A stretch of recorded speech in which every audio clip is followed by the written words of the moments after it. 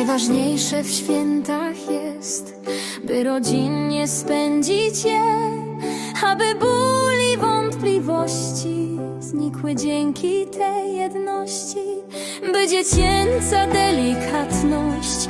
obudziła w tobie światłość, bo ta